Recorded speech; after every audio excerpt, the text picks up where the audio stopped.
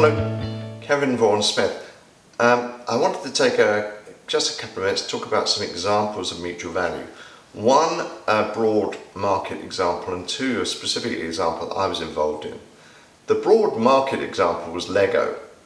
Having spent a lot of money on software to design their own products, they found that was been hacked.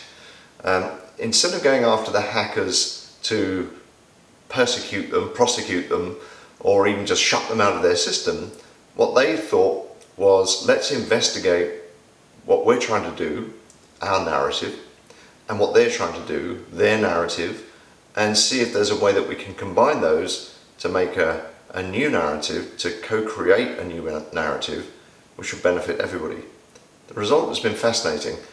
They now open up that software to licensed Lego designers who are not on their books but who have full access to the Lego facilities, and those people have been responsible for most of the designs that you now buy for your children if you ever buy Lego.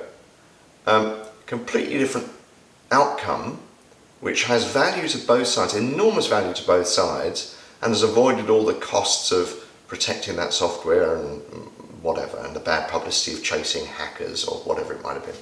So that's the global example.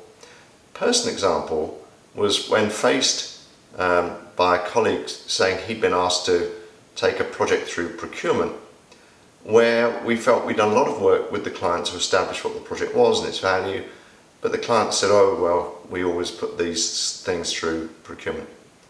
And it was by sitting down and understanding the narrative of the client and what they were trying to achieve in their business by using this procurement practice, and then sharing them with our narrative about what we thought was possible in a relationship, we were able to establish a completely different way of working with that client, which met all the outcomes that the RFP process would meet, but gave them greater value and greater flexibility, and indeed for us a much better result without the costs of going through an RFP.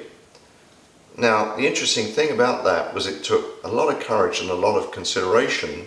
We weren't trying to get around the process, we were trying to give the client the outcome they wanted and more. But that outcome was discussed, or that whole process was discussed with the global procurement director of a major FTSE 350 company. And his final view of it was, this has saved us the hassle of going through the same old process, which in itself doesn't provide us the guarantee of results. So I hope you found those interesting. I'm really fascinated about whether you've seen mutual value in operation and whether you can give us some examples. They really add to the richness of the debate. Thanks.